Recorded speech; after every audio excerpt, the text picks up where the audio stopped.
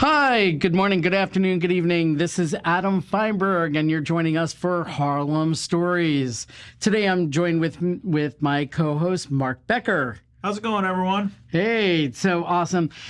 Today we have an interesting topic to discuss, and an interesting question. Nobody would make the tie to this.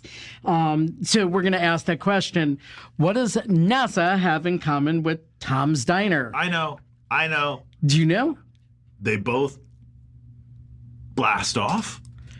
Well, maybe in some way, shape, or form, but probably not. I'm reaching. All right, let's get to it. So ultimately, if everyone's not sure of what I mean of Tom's Diner, because I'm sure there's a bunch of diners and why Tom's, and so I'm specifically mentioning the same Tom's Diner that was used in the song Tom's Diner by Suzanne Vega, and I think it's been remixed a couple times. I am walking to the counter. That's the song. Counter, there's a man there. Okay. Yeah, and Suzanne Vega. We all mocked it at the time, and then she made $1 million. So. Yeah, now it's been remixed and sampled, and she's made even more, I'm sure. Yep. But yeah, she sang her song there, but also it was used as the real diner that was used as the mock diner on Seinfeld. So they actually have like cartoon characters of the Seinfeld characters on their like outdoor seating dividers between the sidewalk and the restaurant seating. So yeah, this is the Tom's Diner that I'm talking about, and that's the reason why I'm mentioning it. They are located in Morningside Heights on 112th Street. No, they are not paying us to market for them. But it was more the question of why NASA? Why all of a sudden that seems random, doesn't it? Well, today we're going to talk about Armstrong Hall. Armstrong Hall is the corner of 545 West 112th Street at Broadway. And you're probably wondering why I'm talking about this is because Armstrong Hall is it's owned by Columbia these days. And, it's the location where Tom's Diner is, and Columbia, in their joint relationship with NASA, they have their space upstairs.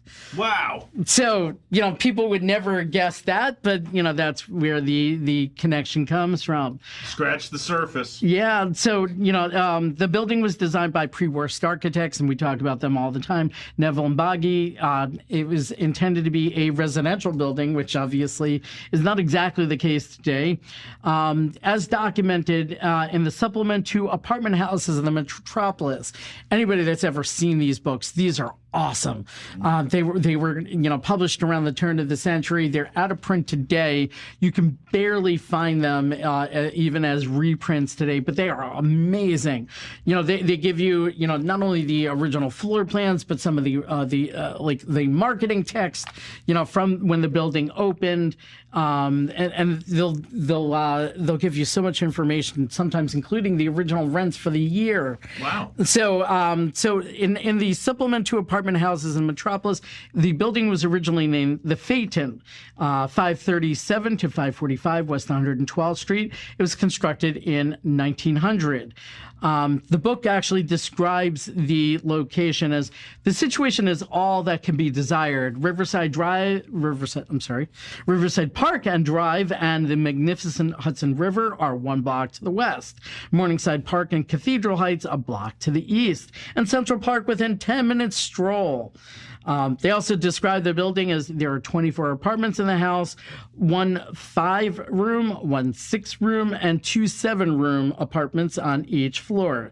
It is beyond doubt one of the prettiest apartment houses in the city, and its general style of architecture is unique and radically different from other apartments. The upper stories are decorated in mosaic tiling, and the 2 towers give it a peculiar charm.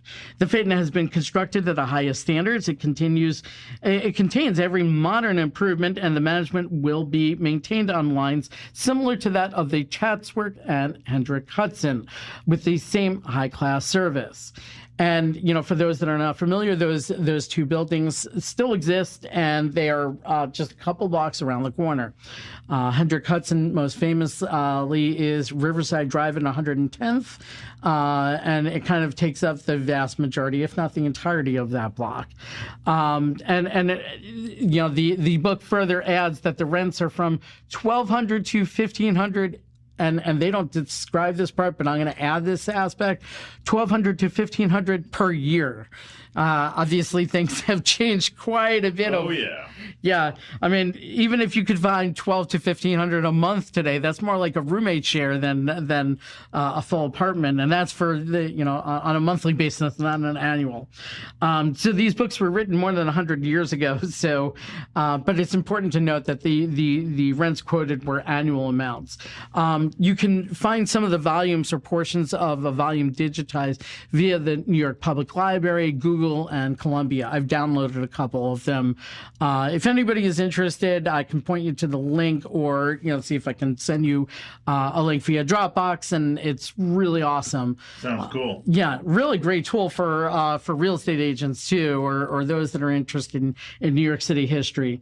At some point, the building, it was renamed the Austin Apartments and then the Oxford Residence Hotel. Today, 545 112th Street is largely occupied by the Goddard Institute for Space Studies. It's more commonly referred to as NASA GISS. It's a laboratory in the Earth Science Division of NASA's Goddard Space Flight Center, affiliated with the Columbia University Earth Institute. The program was named after Robert H. Goddard, an American engineer, professor, physicist, and inventor, credited for creating and building the world's first liquid-fueled rocket. Goddard has been called the man who ushered us into the space age. Columbia describes the goals of the program as a key objective of research at NASA GISS is prediction of atmospheric and climate changes in the 21st century. Further, we're working to understand the societal impacts of these changes. Our research combines an analysis of comprehensive global data sets with global model of atmospheric, land surface, and oceanic processes. Study of past climate change on Earth and other planetary atmospheres serve as a useful tool in assessing our general understanding of the atmosphere and its evolution. Wow. So, and anytime you see something in the press about, Columbia University Earth Institute, it's regarding this program.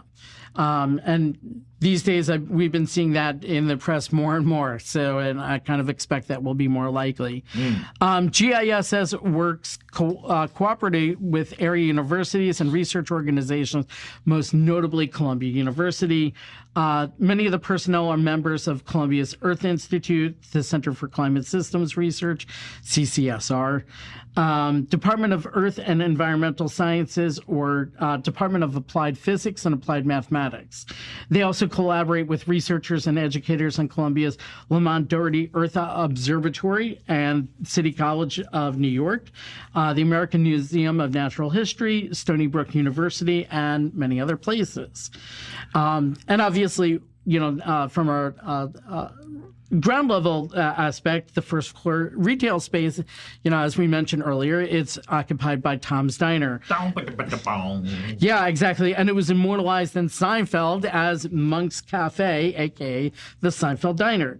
And the diner was also famous for inspiration and title of the hit song, and we mentioned this earlier, Suzanne Vega.